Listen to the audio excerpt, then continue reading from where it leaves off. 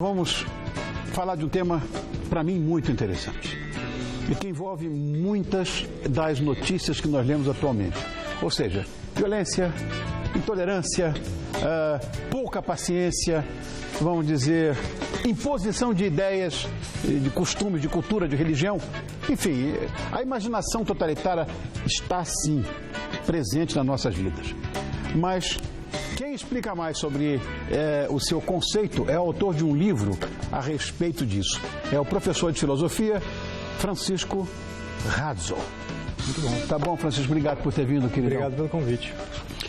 Bom, chama-se A Imaginação Totalitária. Nós temos já frisado, aí ó, A Imaginação Totalitária. Agora eu quero saber em que fatos você se baseou para escrever esse livro. Bom, os fatos que estão aí no nosso contexto político, na atualidade. O que mais Mas você universalizou isso ou regionalizou aqui no nosso país? Busquei, a partir de uma análise concreta, que passa da minha experiência também claro. Participo da história de um movimento que eu considero uma imaginação totalitária. Mas os fatos que me marcaram, que foram pontos de partida para eu pensar nisso, foram os Black Blocs aqui em São Paulo, com aquela destruição de alguns pontos específicos que eles consideram simbólicos para aquilo que eles fazem. Uma integrante do grupo Fêmen que subiu na igreja de Colônia, na Alemanha, na época do Natal, se despiu e gritava: eu sou Deus, eu sou Deus. Eu estava muito interessado justamente nesse explicar como que estes fatos se justificam politicamente. Agora, por que algumas pessoas tentam impor, sei lá, o seu pensamento, a sua ideologia a qualquer custo? Isso é memória de DNA? Porque eu estava conversando agora há pouco com o Pirula a respeito disso. Acho que todos nós, de alguma maneira, temos vontade de que todos aceitem a nossa opinião. Não sei, mas a tentativa de imposição de uma ideologia, por exemplo, a qualquer custo. Eu particularmente não analiso a partir da estrutura do DNA, não concordo com determinismo biológico em relação a isso. Acho que é uma criação tipicamente das escolhas humanas e das péssimas escolhas, e como eu chamei no meu livro, criado por uma imaginação.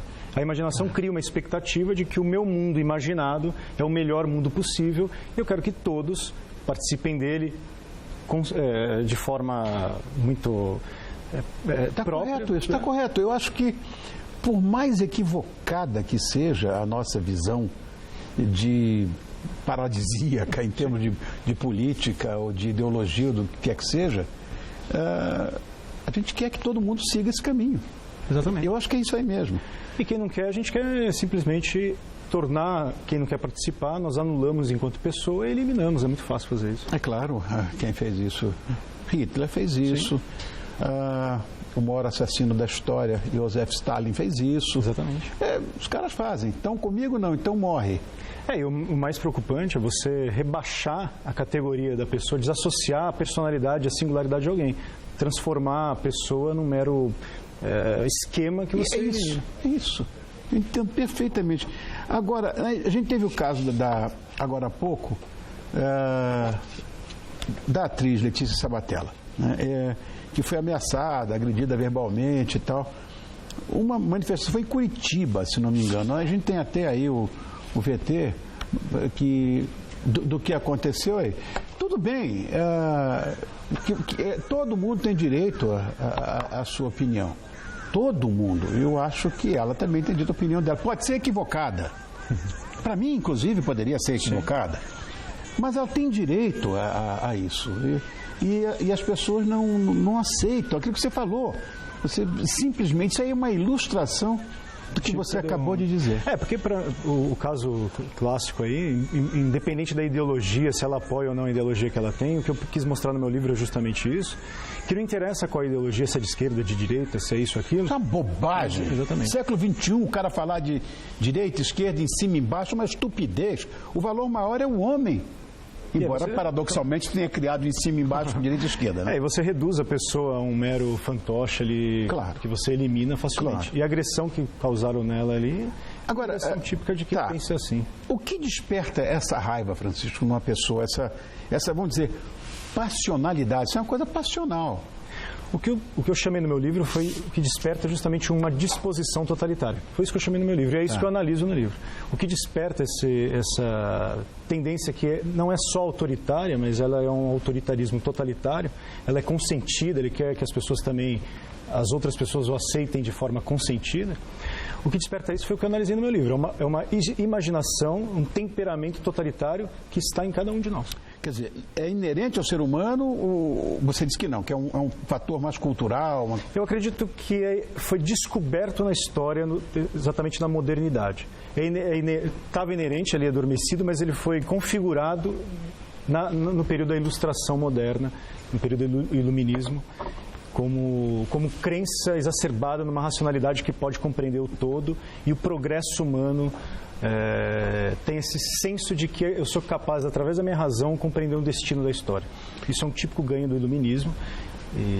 Então, ele é da natureza humana, mas uma natureza descoberta numa época da história. Está perfeito. Rapaz, como a gente concorda. Olha, vamos falar dos ditadores, já que a história é essa, de totalitarismo. Nós tivemos grandes ditadores, né, no nosso planeta e lideraram massas, né, na história universal, na história do mundo. Na sua opinião, o que leva as pessoas a seguir cegamente? Porque eu vou dizer uma coisa. Você está vendo claramente, uma pessoa está vendo que racionalmente aquilo ali é uma maluquice. E as pessoas ficam cegas e acreditam piamente naquilo. Eu digo em tudo. Não vou só falar em totalitarismo político, ideológico, mas muitos líderes religiosos, inclusive, são seguidos a risco e as pessoas ficam cegas, não veem. Gente, olha ali o cara, o que fez, está tudo errado. Não, é mentira, não é... O que eu estudei e mostro no meu livro, nós temos uma necessidade de eternidade. Há no ser humano, por ser finito, uma necessidade de eternidade. Isso está no livro dos Vedas, que eles falam que o ser humano não admite a ideia de mortalidade no seu inconsciente. O seu consciente, sim. A gente imagina, olha, esse senhor aí armou todas. Olha só a cara dele. Então, para mim, esse é o maior de todos os assassinos da história. Maior assassino do mundo. Esse cara matou 40 milhões de compatriotas dele, esse idiota. E tem gente que adora. Que acha, que maravilha e tal. Os meios, né? Justificam. Tudo bem. Mas não é... O que eu analiso no meu livro é justamente mostrar que esse caráter, essa necessidade que nós temos de eternidade é substituída por uma religião política. Sim, está bem colocado. Essas figuras são são líderes que prometem o paraíso na Terra. Olha o Duce aí, o Benito aí. Esse é o Mussolini fascista. Eles prometem o paraíso na Terra, o que eles criam são isso aí, um monte de gente adestradas e que são capazes de matar a todo custo qualquer um que impede. E acabamos de ver aí o Duce, o Benito, mataram o cara pendurado de cabeça para baixo, que até me muda de uma hora para outra, se o cara de fato não encontra o paraíso na Terra. Fizeram isso com praticamente todos. Os grandes revolucionários foram os primeiros a ir para a guilhotina. Depois da queda de Luís XVI. Você vê, é tudo muito louco. Eu não sei. O movimento revolucionário francês é um típico movimento que faz uma espécie de... substitui a promessa da religião que promete justamente um paraíso fora da história. Mas o que esses caras fazem é prometer um paraíso aqui e a todo custo.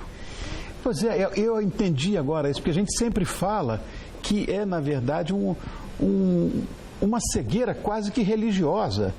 E é verdade. Converso muito com aquele menino que está ali, na nossa frente, aquele câmera ali, que é meu amigo. E ele estava falando comigo, isso parece uma religião, as pessoas ficam cegas, não veem, não acreditam. O termo técnico em filosofia é religião política. É uma religião que substitui as religiões tradicionais. Nós chamamos de religião substituta. Você sabe que eu sou absolutamente fascinado pela tua área e eu nunca ouvi essa expressão. É uma religião política. Religião política. Todas os meus compêndios de filosofia numa hora dessa. No meu livro explico isso de forma intelectual. O livro começar a ler hoje, pode ter certeza. Agora, a gente acha que é impossível hoje viver uma nova ditadura, até porque o século XXI, na nossa cultura, não estou falando de daquele imbecil gordinho lá da Coreia do Norte, que eles estão fechados para o mundo, eles não sabem nada. Mas hoje, imagina-se que seja impossível, né, a imposição de uma ditadura, de uma nova ditadura. Mas não é bem assim, não. Eu acho que nós estamos sempre suscetíveis a pensamentos totalitários depois do que você acabou de falar. Chega uma figura messiânica, vou resolver o seu problema. Você entra naquela. O maior problema do pensamento totalitário é que você não percebe que você está dentro dele. Então, assim, essa é a maior armadilha que o pensamento totalitário pode causar. Você vê, A Onda, por exemplo, é um filme que a gente podia jogar aí para ilustrar esse nosso papo. Que é verdade. Olha aí. Esse filme foi excelente porque uma das inspirações que eu tive para o meu livro foi a pergunta que esse cara faz. Que essa pergunta que você fez agora. Quer dizer, é possível o movimento totalitário? Nos moldes de um Estado totalitário, eu acredito que não. Então, nós não teremos mais um regime nazista, um regime stalinista. Mas nós temos atitudes totalitárias que são muito concretas. Exatamente. E elas são marcadas nos nossos cotidianos. Exatamente. Quanto tempo nós temos, Dani, para continuar meu papo aqui? Porque eu preciso saber. Como? Eu acabei de falar, estou começando a conversar com ele. Apresentar você ao diretor do programa, ele está aqui. Prazer, diretor. Ele está aqui. Então, ele disse que nós já estouramos o tempo, porque como passa rápido, meu Deus do céu. Impressionante. Francisco, adorei essa conversa. Muito obrigado. Francisco Raso, que ele é professor de filosofia, autor do livro A Imaginação Totalitária, que eu vou ler hoje. Começar a ler hoje, né? Que é enorme, é grosso aí. Está aí o livro dele. E não tem imagens. Obrigado. Não tem mais? Não tem imagens. Não tem mais, sim, mas tudo bem. Obrigado por ter vindo. Obrigado a você. Adorei nossa conversa. Ótimo conhecê-lo. Meu prazer, imagina.